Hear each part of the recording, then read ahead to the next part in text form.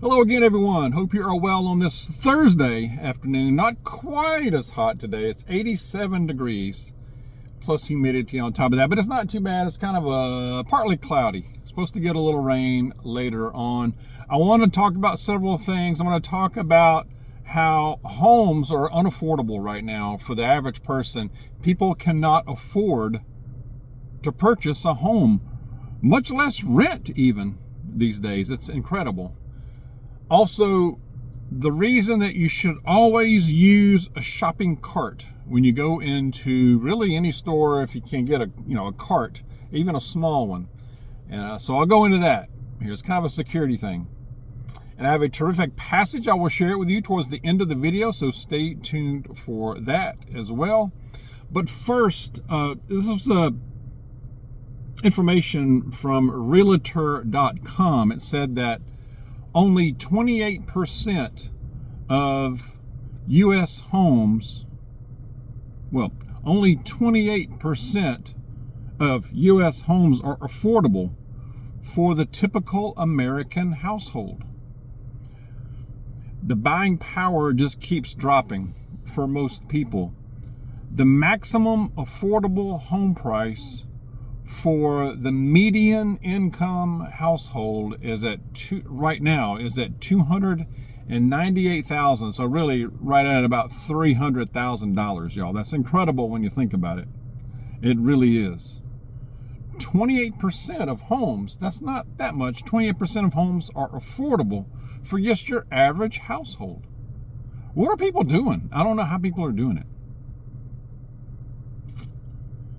In 2019, that number was 325,000, so it has come down a little bit. The values are coming down somewhat, not a lot, not yet at least. Now, people talk about housing in a crash right now, but I don't know. I think it depends on where in the country, in the United States, but I think most experts are not quite calling it a crash yet. Maybe it's heading in that direction, but a lot of this is the higher, what's making it unaffordable, among other things. Higher mortgage rates, of course, higher interest rates are destroying, just totally eviscerating any real world purchasing power of the average American household. The average person, much less a person, but the average household is not able to do this. When you think about the more high mortgage rates, you'd have to put so much down to begin with. You'd have to put down 25 to 50% to have a prayer. And then you got your high mortgage rates, you got high interest rates. Now, we bought our current house in 2017. And we got in at a good time. We really did. I can't imagine, now there's no way we'd afford that. We would not afford that house. We wouldn't even come close. We'd probably get approved for the loan. That's another issue. We would probably get approved for the loan. I'm sure we would, actually. Our credit is very good. But we wouldn't be able to keep up with it. It'd be worse than house poor. We'd be poor out of the house, Even if you're a current homeowner, a lot are struggling. I don't have numbers, but I can imagine, when you think about, a lot of times when homeowners sign and become, and sign on for that mortgage, it doesn't always stay the same, with your costs are going to go up. So a lot of people don't realize that if they're first time as well. First time or even second time home buyers, they don't think about that, or they don't know this. But homeowners insurance, property taxes, maintenance. You own it, basically. You got to repair. You can't call somebody like when you rented and say, I want to put in a work order. Now you the work order. You are the work order. You got to do it. Repairs, maintenance. It's constant. How about the yard? Somebody's got to do your yard. You either got to pay for somebody to do it or have the equipment and do it yourself. There's a lot to it. And rent is not much better. I know in our area, it depends on where in the country, but in most cases, the rent might even be more. If we tried to rent something tiny even in the area we live in, it would be more than what we're paying in our mortgage right now. It's insane, right? And what's the answer? What are people doing? I think especially a lot of the younger generation are living with parents or living with grandparents, or you've got multi-generational or multi-family households. I think that's the future. I think it's already here. Once upon a time, we saw a lot of that, more of that, in the country. It's pretty common in a lot of other countries as well. But, maintain what you have. If you have it paid off, that's awesome. That you're in a great position. Even if you don't have it paid off, you still need to maintain what we do have. The maintenance is a big deal, inside and outside. There's always something, right? You're never really done with that list, right? It's always a project. There's always something. Even if it's cutting the grass, painting something, So, I don't know. Chime in. Let me know what you think. I mean, those of you who have adult children, what are they doing? Are they making it? Are they, I totally see living with parents or grandparents pooling resources. It's just about a necessity. It really is a necessity for most, actually, right now. So, especially if you're buying something new right now, even older, even an older house. Always use a shopping cart. Now, the reason I thought about this, I've thought about this in the past, of course, but I was watching some video. Remember a couple of 2-3 weeks ago where in Traverse City, Michigan, where we had this nutcase running through, I believe it was a Walmart. I can't remember if it was a Walmart or a Kroger. I think it was a Walmart. Running through the store, stabbing people. Unreal. I don't think there were fatalities, thank the Lord, but a lot of people were injured. I think it was I want to say 11 or 12 were badly wounded from this guy. This guy was just running, and I was able to watch some video of it yesterday, I believe. It just popped up on my feed, and I watched it, and this guy is just randomly, there were several things that struck me. Number one, this guy, it looks like he just chose random people. Male, female, didn't matter the color. It didn't matter. Random people around him. And he was just running through the store, just doing this to people that were closest to him, just trying to take a stab at him. And these people were totally off guard. The people the victims were totally unaware, didn't see it coming, not paying attention, and really not all their fault. I mean, they're shopping. But being alert, definitely, you got to be alert. But, and then the other thing is he was going after the easiest targets, like people who didn't have a barrier between them, like they were just right in his path, or they didn't have a shopping cart right there.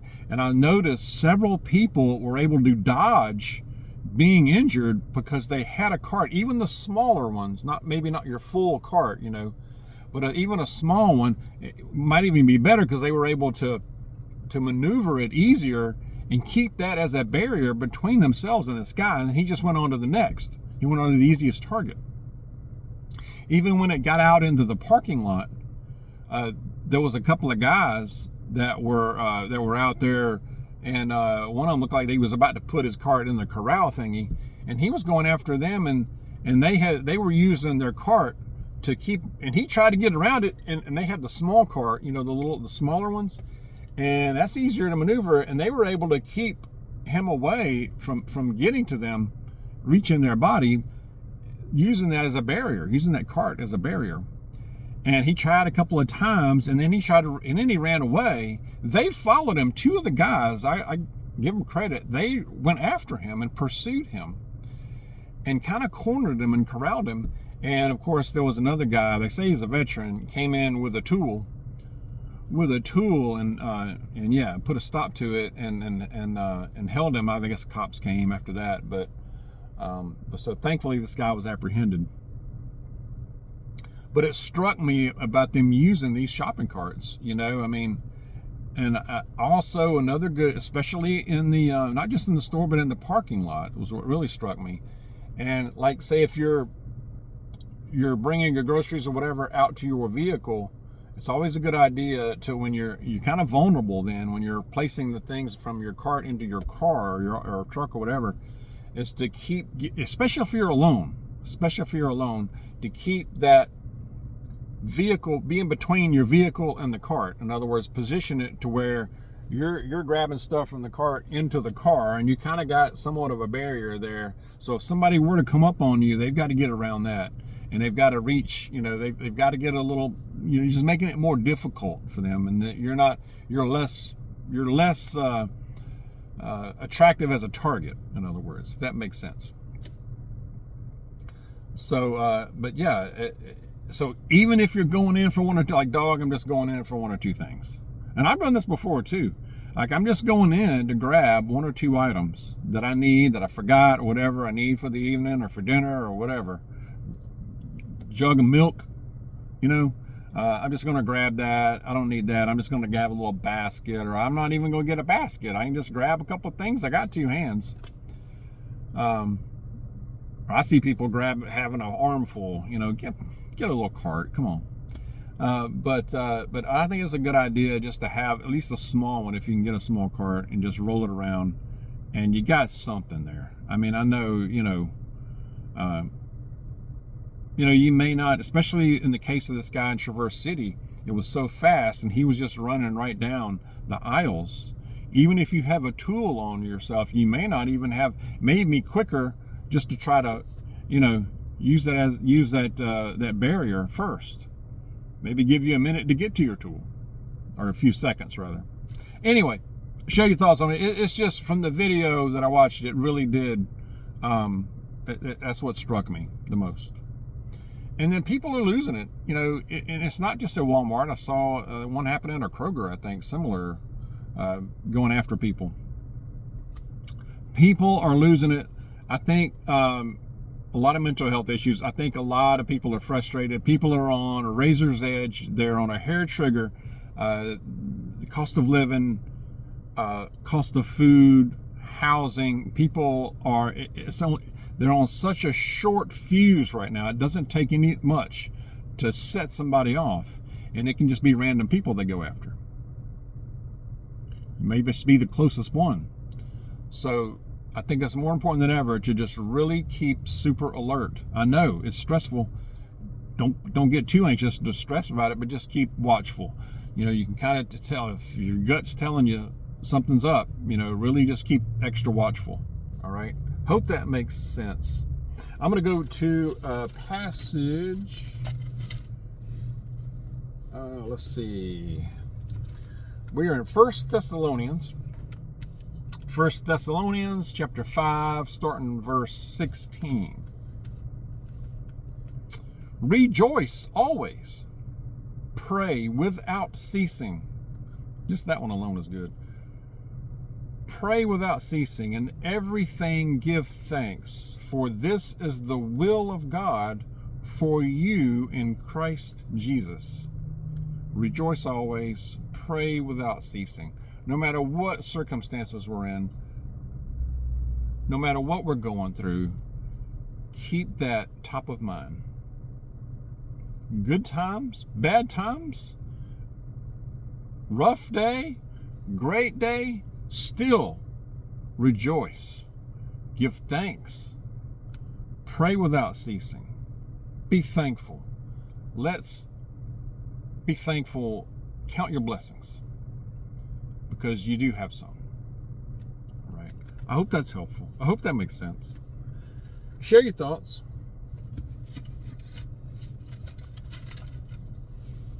We are in the twilight zone. There's no doubt about it. We've been in my opinion, we've been in the twilight zone since about 2019, 2020. And I think this is just the way it is. So let's just stay alert. Let's just keep our preparations going. I'm going to be talking more in upcoming videos about preparation, about preps, about what we should be thinking about doing, because I think we're facing I believe that we are facing maybe something we haven't seen in our lifetimes, or not in a long time at least, depending on how old you are, a really, really tough times. So we'll go into that more soon. Stay tuned. I appreciate you watching. Stay close to Jesus. God bless y'all. See you soon.